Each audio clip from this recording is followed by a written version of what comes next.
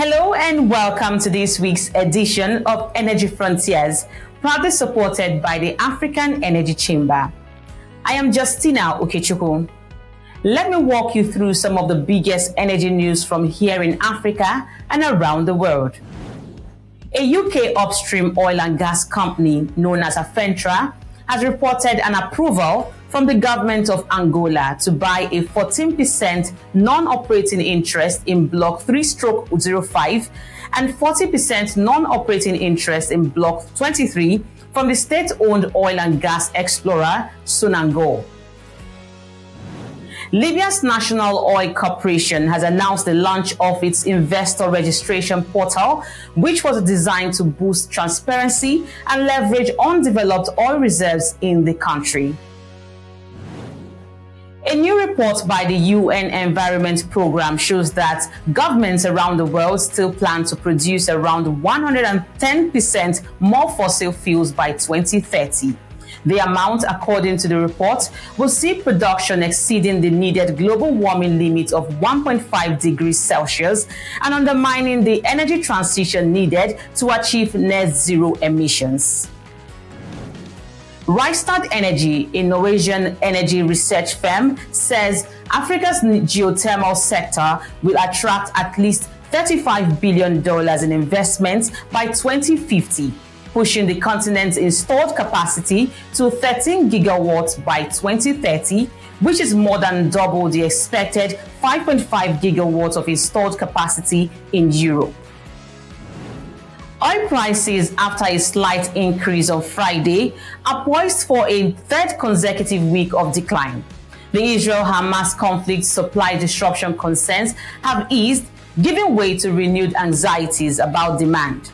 International benchmark Brent crude is down 5.7% this week, and the US West Texas Intermediate crude has declined by 5.9%, marking the longest weekly losing streak for both since mid-April to early May. And that was a snapshot of your energy news headlines.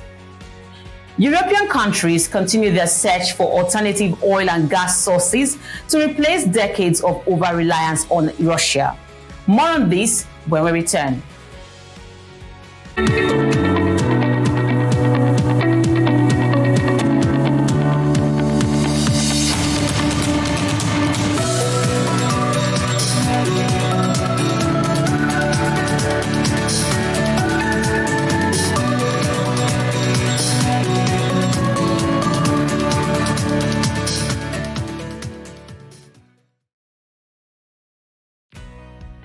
Welcome back. The Nigerian National Petroleum Company Limited during the week announced that it has exported to France and the Netherlands 2 cargoes of 950,000 barrels each of its newly launched Nembe crude oil grade. The exports resulted through a joint venture between the State Oil Company and ITO Eastern Exploration and Production Limited. So I chatted to these latest developments with oil and gas policy expert and chief executive officer at Eco City Projects, Nembe Shausuk. Now, let's speak a bit more about this newly launched crude oil grid. How does this impact Nigeria's output position moving forward? Well, I think it's a welcome development. First of all, we have been struggling over the years with low crude oil production due to sabotage on our major export terminals. And so the approval of new export terminals basically provides an alternate route for export of Nigeria's oil. As of August, of course, our oil production was below 1 million barrels. Today, as a last report, I think we're almost at 1.5 million barrels per day. So I guess it's strategies like this that have been able to help us get these little wins. We still have a long way to go to get to the 1.7 million barrels quota that we have from OPEC, but I think this is a good development. Now, there's been this conversation about why Europe is such an attraction for Nigeria. What are your thoughts on this? Well, Europe, and specifically, I'll say the Northwest Europe, of course, that is a key refining hub. And so, of course, they need a lot of crude oil and crude oil grades such as the Nembe grade is in high demand. And so it's no surprise that the first few cargoes went to Netherlands and France. And so I see a lot of demand for this crude oil, especially considering that it's a very, very fine grade. And so, of course, Europe will always be an attraction for us because that's where all the refineries are, and it's a major hub for refining and trading of petroleum products. Right. So what do you think the pricing dynamics would be for the new Nigeria oil grade? Well, crude oil is all about how rich the crude oil is in terms of distillates and how light it is. And currently, of course, you know that the Bonny Light, commands a premium on Brent.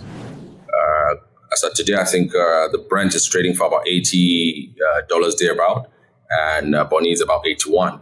So Nigeria's light crude oil distillates always command a premium. And we expect that the Nembe grade will also command a premium above the Brent because, of course, it is rich in distillates and very, very, very good API, and it's also low in sulfur.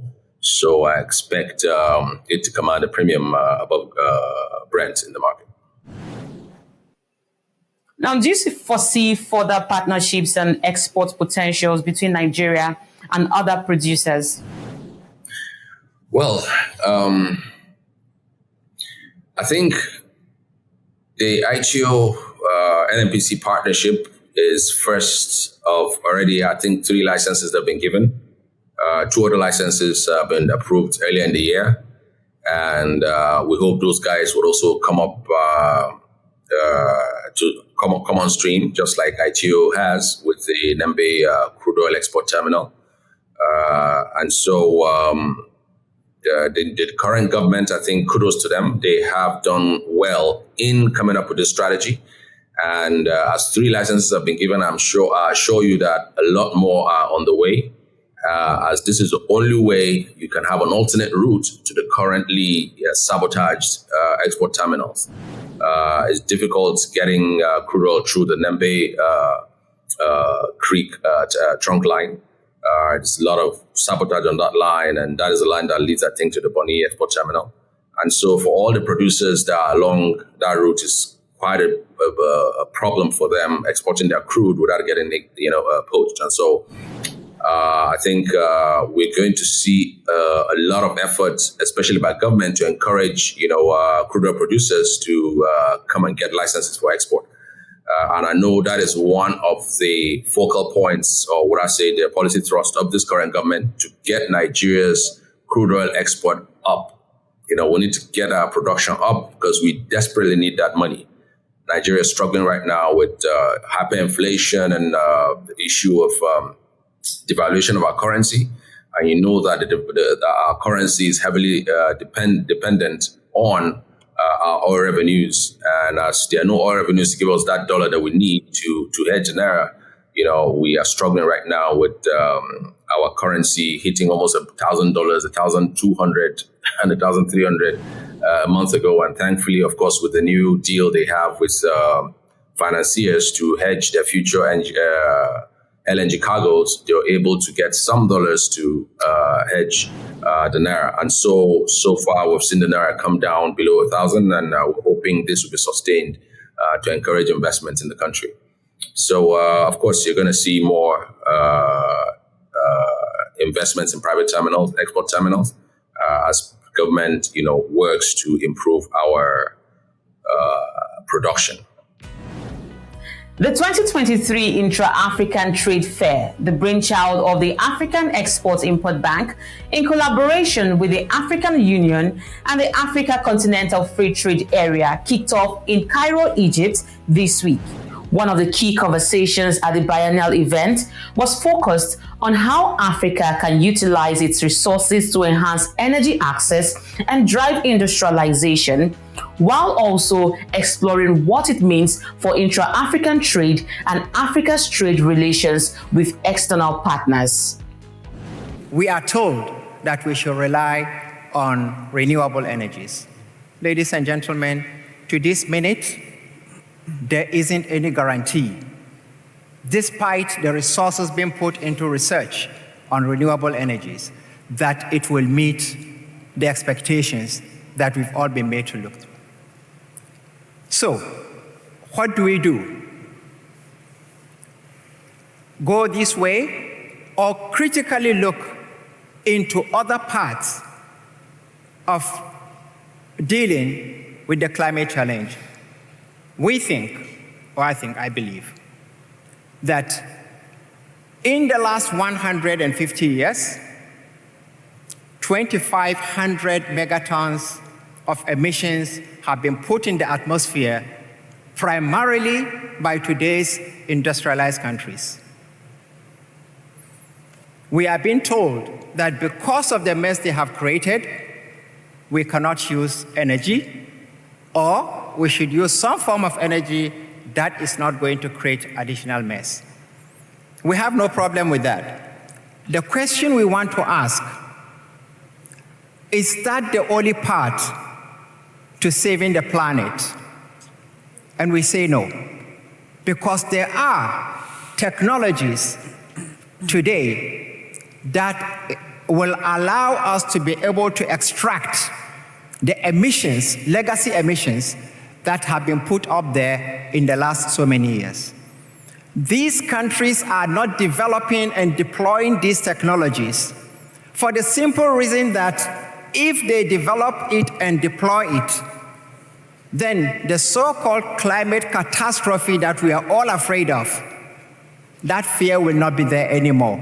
And countries like in Africa that need abundant oil and gas resources to be able to industrialize, and they have it. We have 125 billion barrels proven reserves, over 600 trillion cubic feet of gas on the African continent. We can use it to also get industrialized. The fact is, nobody can guarantee you today, despite all the noise, that renewable energies will be able to provide the volume, the baseload energy that any of our countries need to be able to get industrialized. And we can't continue to be importers of everything we need. I think my country, where I come from, and as we dive into this energy transition, we have to recognize that we must strike between this balance, between the just transition that we are talking about and the need of our people. And the country where I come from, we sit on a lot of reserve of crude oil. And I look at this as a catalyst that can be used as the mean to unlock the common man life improvement, as well as the provision of that energy that we require. If we go by the African Development Studies, that put it at 640 million Africans need access to energy and electricity. For me, my view of how we can have access to this energy and electricity is to have a mix of all. We have to invest in thermal and also the solar energy. This is only feasible in this era that we are in. If we talk of the carbon emission, I believe our continent has contributed at least 3% of that, which is insignificant. And if we put that aside and focus on what the global world order talks of, we'll be missing the point. And if we also have to contribute as a matter of fact of trying to reduce our carbon emission, Africa has lots to contribute, be it the vast land mass that we have that can put us, and I think the study of Deloitte that has said in 2050, there are 4 continents that will have ability to contribute to world hydrocarbon, which put North Africa to be the leading one, and followed by, I think, by North America and Australia and Middle East. Again, Africa is ranked at the leading in terms of this forefront. So I'm really thrilled to really look at how we can be able to position ourselves as a continent not only do we be the continent that will have to be looked at in the next 2 decades to come as a player that can be, instead of us exporting raw material, we should then add value addition and then sit on the cross table to offer services that can be provided from the comfort of being properly value added by our own people for the common good of our people, and also contribute to the overall orders at the table discussion. So it's important to recognize the importance of the use of our natural resources. Africa is home to 7% of the world gas reserves. Exporting our natural resources actually accounts for 70% of our GDP. So we will be doing ourselves a great disservice if we do not continue to exploit those natural resources and use that in the pursuit of our industrialization. But we should also recognize the key role that Africa has to play in this whole conversation, especially given the fact that 60% of the resources needed to decarbonize is going to come from the African continent. I mean, the DRC is home to the world's largest reserve of copper. For those who don't know, copper is a critical ingredient used in the manufacturing of lithium batteries, which is a critical component of the electrical vehicles. But how can Africa win in this conversation? And I think there are 3 things that we need to concentrate on. Number 1 is improving our role in value creation, and I'm going to use the term beneficiation. Why is it now that we export our mineral resources in its raw state or form, and the value is created outside the continent, and the finished product is re-imported using our limited foreign exchange? We buy back the finished goods, and it doesn't account for our GDP. We lose 90% of value by selling those minerals in the raw state. So in that, using or following that line of thought, we need to focus on improving our local manufacturing capacity. And that's where the AFCFTA is going to play a very key role. The AFCFTA, if implemented correctly, can unlock $500 billion worth of incremental revenues. It's expected to lift an additional 18 million Africans out of poverty. So that's the conversation we need to be having. That's the narrative we need to be pushing. The third thing we need to be looking at is how do we develop our local workforce? I mean, Africa is home to the youngest population on the planet. The average age is 18 years old. That is a vibrant workforce that can be deployed. But the question is, how do we skill them? How do we skill them with the necessary tools and resources that makes them relevant for the future that we're aspiring to? We can see more collaboration across not just the African continent, but also the African institutions that represent the continent when some of these conversations is taking place, and help push the narrative. At Afrexim Bank, we are trying to be at the fore of such conversations, and even internally, we have developed products that can help position the African continent along some of those 3 lines I gave in my opening remarks. We have established a vibrant EPC program, and it's a program which helps to retain some of the knowledge base on the continent, because we realize that when a lot of these contracts are given to foreign EPC contractors, the values is not retained on the continent. So how can we support local EPC contractors to go out and effectively bid for some of these jobs? A spotlight on Ghana's energy sector when Energy Frontiers return. Stay with us.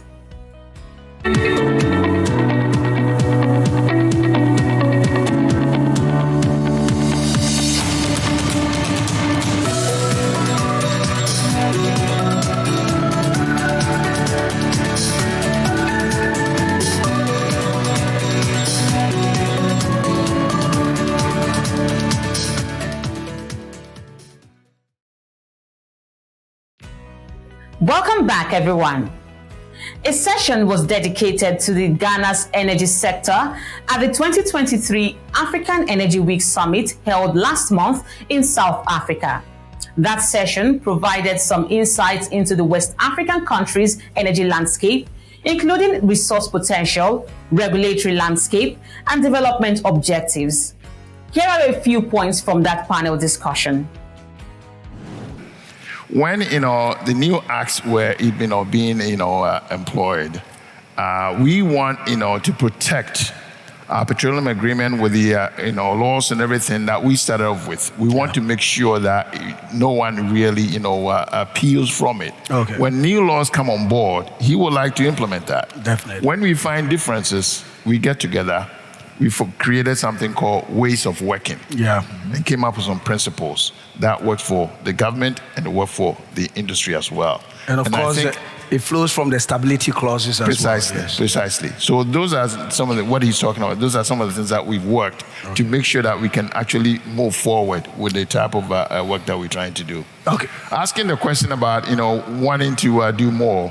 We are in the process today thinking about or just getting ready to actually execute an agreement that will invest about $1.3 billion into trying to get more gas coming from our 10 field. And we are in negotiations right now trying to settle that so that we can, continue to make more investment. And for us, really, I think the question has to be situated within the very limited basket of foreign direct investments for Africa. Okay. Last year, only 3.5% of total foreign direct investments came into Africa. And that equated to about $45 billion. In the preceding year, that was approximately about 80 billion because of M&A activities predominantly in South Africa.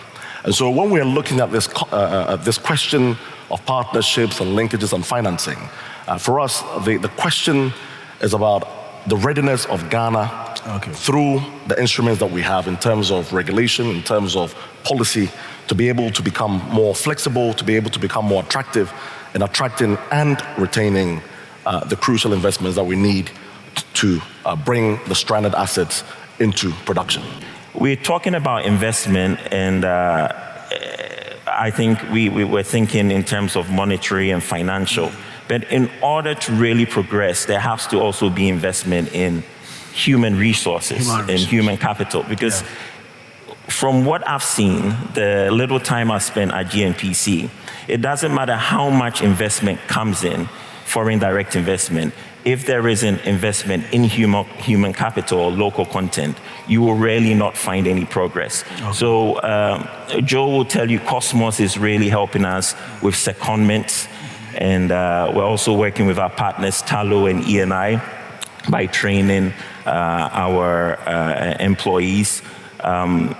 We've gotten to a point where, in the beginning, local content has been more of a, I'd say, observation. People come in and they invest in what they think we should be using. I think we should move from being an observation or observatory point of view to more of a participation. And even beyond the participation to ownership. I asked my engineers, how many patents does Ghana have in the oil and gas sector? How many patents does Africa have in the oil and gas sector? But yet you look at these foreign companies coming in, the reason why they are very, I'd say, formidable in terms of investments is because they actually own the patents that the investments buy. The DNA of sustaining investment, it's not just attracting the investment, it's ensuring that it's sustainable. And it's ensuring that there will eventually be some transition, because every business do transit. In Nigeria today, we're going through divestment. The divestment is enabled because there's been a systematic growth of competence acquired over the years. And that is why today, Google is your friend, AI is your friend. Nigeria is the fastest growing crop of independence in the world, because there's a saturation of expertise that has been acquired over the years, and they're now exploding back to ensure that So and I see Ghana playing that part as well. I see Ghana embarking on that route. Definitely. So when we talk about investment, it's good to bring the tools. Yeah. It's good to bring the money.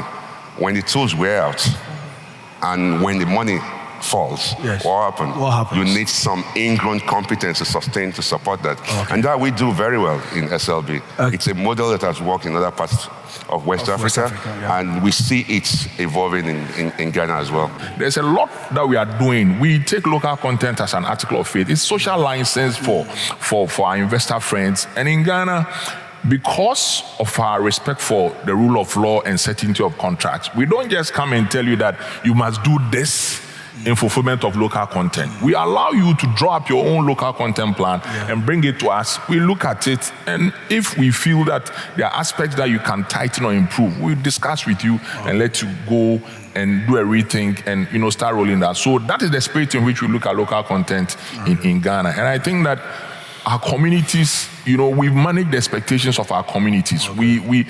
You go to the western region where most of our oil and gas is offshore and produced from, and the people there talk about local content. Local. And that is what has also triggered the need for us to train, because we don't do job role localization by reason of the fact that you are Ghanaian, yes, or by reason of the fact that you are an indigene of a locality. We do job role localization on the basis of the fact that we train you to be qualified for the role, because you take somebody onto an offshore platform and a lack of knowledge of even HSE can lead to catastrophic. So we are very, very, very mindful about how we, and it's deliberate. We do it deliberately to ensure that it's a win-win situation for the investor and also for the government and people of Ghana. And that's the package of Energy Frontiers at this time. And we thank you all for watching. Be sure to follow the program on Frontier Africa Reports website, like this video, subscribe to our YouTube, and follow us across all our social media handles as indicated on the screen. I am Justina Okechukwu. I'll see you next time.